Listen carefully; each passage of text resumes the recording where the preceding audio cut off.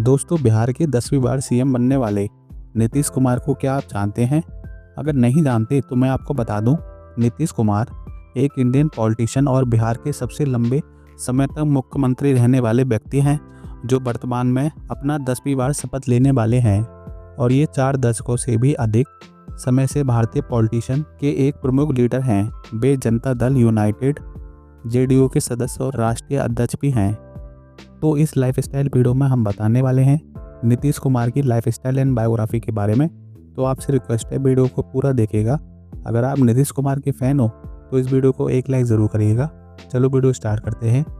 तो इनका real name है नीतीश कुमार, प्यार से इनको मुन्ना एंड सुशासन बाबू कहते हैं। ये प्रोफेशन से politician, social worker, agriculture engineer हैं।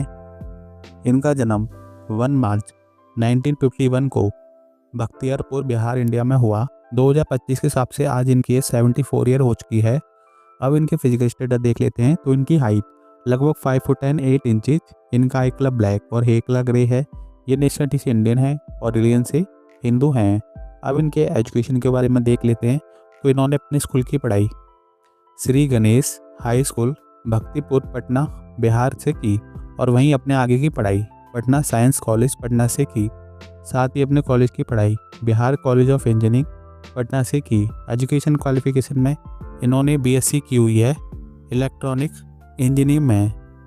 दोस्तों, नीतीश जी के पिता कविराज राम लखन सिंह राजनीति में रुचि रखते थे। वे एक स्वतंत्र सेनानी के रूप में जाने जाते हैं और अनुराग नारायण सिन्हा के साथ मिलकर काम करते थे, जो गांधीवादी सिद्धांतों के प्रति पूरी तरह समर्पित थे। नीतीश की मां नेपाल की थी। भारत की आज़ादी से पहले कविराज राम भारतीय राष्ट्रीय कांग्रेस के साथ स्वेच्छा से जुड़े और स्वतंत्रता आंदोलन में शामिल हुए। साल 1952 में नीतीश कुमार के पिता विधानसभा का चुनाव लड़ना चाहते थे, लेकिन उन्हें मौका नहीं मिला।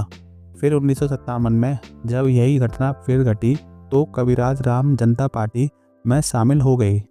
ऐसे राजनीतिक माहौल में पले बढ़े नीतीश कुमार जी का रुझान राजनीति की ओर था। शुरुआत में उन्होंने बिहार राज्य विद्युत बोर्ड में इंजीनियरिंग की नौकरी की, लेकिन कुछ समय बाद तक वे सहज महसूस नहीं कर पाए और बाद में वे राजनीति में आ गए।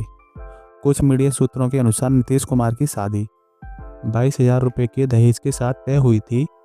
उनके पिता कविराज लखन सिंह को यह रकम शादी के लिए तय होने पर मिली थी।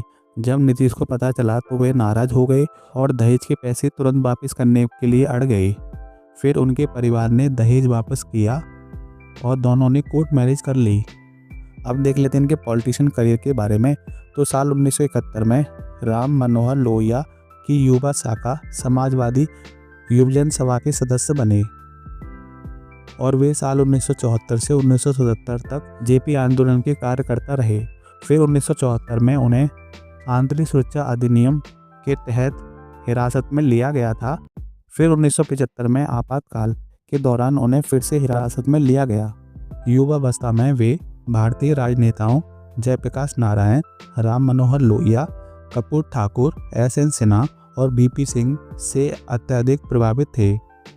जल्द ही वे सत्येंद्र नारायण सिन्हा के नेतृत्व वाली जनता पार्टी में शामिल हो गए। भारतीय प्रतिनिधिमंडल के सदस्य के रूप में नीतीश कुमार जी ने 1978 में विश्व युवा महोत्सव के लिए सिंगापुर, थाईलैंड, हवाना और मॉस्को का दौरा किया।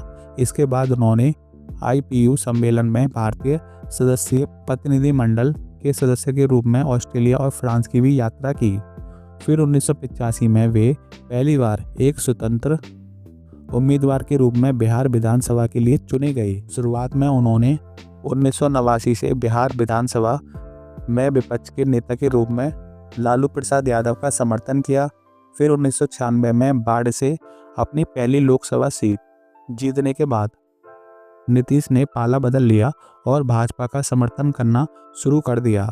फिर 1994 में जनता दल पार्टी को चुनौतियों का सामना करना पड़ा, जब नीतीश कुमार और जॉर्ज फर्नांडिस ने मिलकर समता पार्टी बनाई। 1997 में लालू प्रसाद यादव द्वारा राष्ट्रीय जनता दल बनाने के फैसले से पार्टी को और भी बड़ी समस्याओं का सामना करना पड़ा। राबड़ी देवी के सत्ता में आने से पहले एक और विभाजन हुआ जिसके बाद जनता दल में केवल 2 महत्वपूर्ण नेता बचे, यानी कि शरद यादव और रामविलास पासवान। साल 1998 में सदस्यीय चुनाव में जब राजद के गठन में समता पार्टी और जनता दल कमजोर हो गई तो नीतीश ने दोनों दलों का विलयन कर दिया, विलय कर जनता दल का गठन किया। साल 1998 से 2004 तक केंद्रीय रेल मंत्री के रूप में उनके कार्य की काफ़ी सराहना हुई, क्योंकि उन्होंने अपने कार्यकाल के दौरान रेलवे की स्थिति में सुधार किया। रेल मंत्री के रूप में अपने कार्यकाल के दौरान उन्होंने फ्रांस, स्विट्जरलैंड और ब्रिटेन की भी यात्रा की। साल 1999 में लोकसभा चुनावों में भाजपा और जेडीयू के गठन के बाद राष्ट्रीय जनता दल को भारी नुकसान उठाना पड़ा। कांग्रेस के साथ मिलकर चुनाव लड़ने के बावजूद चारा घोटाले में लालू प्रसाद यादव की संलिप्तता के कारण राजद की छवि हुई, जिसके कारण कांग्रेस ने 2000 के विधानसभा चुनावों में अकेले ही चुनाव लड़ा। फिर अगस्त 1999 में गैसल रेल दुर्घटना के बाद इन्होंने इस्तीफा दे दिया। उन्होंने इस दुर्घटना की जिम्मेदारी ली। रेल मंत्री के रूप में अपने कार्यकाल के दौरान उन्होंने कई महत्वपूर्ण बदलाव भी किए। मार्च 2000 में केंद्र की अटल बिहारी वाजपेयी सरकार के समर्थन से नीतीश कुमार पहली बार बिहार के मुख्यमंत्री बने। वह सिर्फ 8 दिन के लिए मुख्यमंत्री ही बने।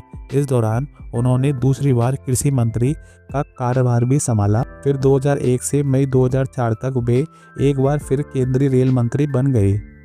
उन्होंने 2004 के लोकसभा चुनावों में उन्होंने 2 निर्वाचक क्षेत्रों से चुनाव लड़ा। नालंदा से जीत गए, लेकिन बाद में निर्वाचित क्षेत्र से हार गए।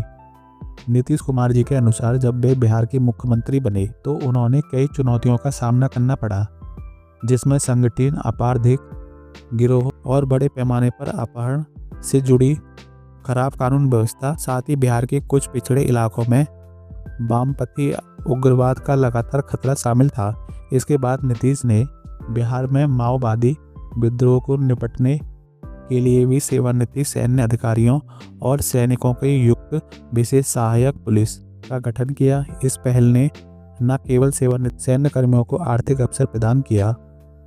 फिर साल 2005 बिहार विधानसभा चुनाव जीतने के बाद नीतीश कुमार जी ने मुख्यमंत्री पद की शपथ ली।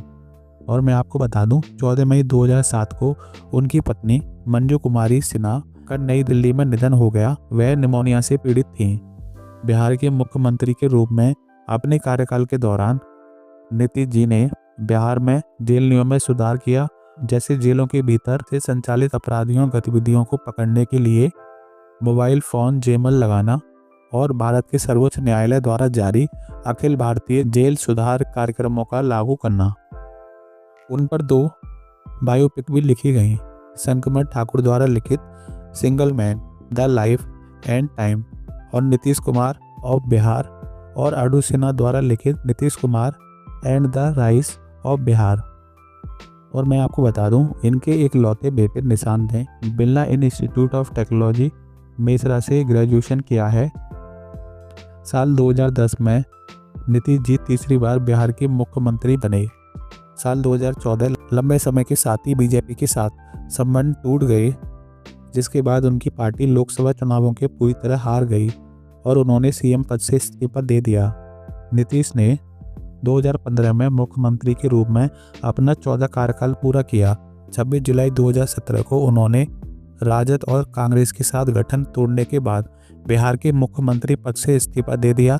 अगले दिन बिहार के मुख्यमंत्री पद से इस्तीफा देने के 24 घंटे के भीतर नीतीश कुमार जी ने भाजपा और एनडीए के समर्थन में 6वीं बार बिहार के मुख्यमंत्री के रूप में शपथ ली। 8 दिसंबर 2020 को रामविलास पासवान के निधन के बाद उनके डिप्टी सुशील कुमार मोदी बिहार से राज्यसभा के लिए चुने गए। परिणाम स्वरूप नीतीश जी ने 16 अगस्त 2020 को इस्तीफा दे दिया, लेकिन बाद में नए डिप्टी तारकिशोर प्रसाद और रेणु देवी के साथ मुख्यमंत्री के रूप में लौट आए। 9 अगस्त 2022 को नीतीश जी ने भाजपा के साथ अपना गठन तोड़ दिया। उन्होंने मुख्यमंत्री पद से भी इस्तीफा दे दिया और एनडीए के साथ भी नाता तोड़ दिया। इसके बाद वे महागठबंधन में शामिल हो गए, जिसमें आरजेडी, कांग्रेस, सीपीआई और अन्य दल भी शामिल थे और उन्होंने गठबंधन बनाया। 10 अगस्त 2022 को उन्होंने 8वीं बार मुख्यमंत्री पद की शपथ ली और अपने 22 साल पूरे कर लिए। 28 जनवरी 2024 को नीतीश ने फिर से इस्तीफा दे दिया और राजद और कांग्रेस के साथ महागठबंधन को भंग कर दिया। वह बीजेपी के नेतृत्व वाले एनडीए महागठबंधन में फिर से शामिल हो गए और उसी दिन 24 वर्षों में 9वीं बार बिहार के मुख्यमंत्री बने। नीतीश कुमार जी की राजनीति में बार बार गठबंधन बदलने के लिए काफ़ी आलोचना होती हैं, सिर्फ मुख्यमंत्री बने रहने के लिए। इसी वजह से लोग उन्हें पलटू राम भी कहते हैं, जिसका मतलब है बार बार पाला बदलने वाला।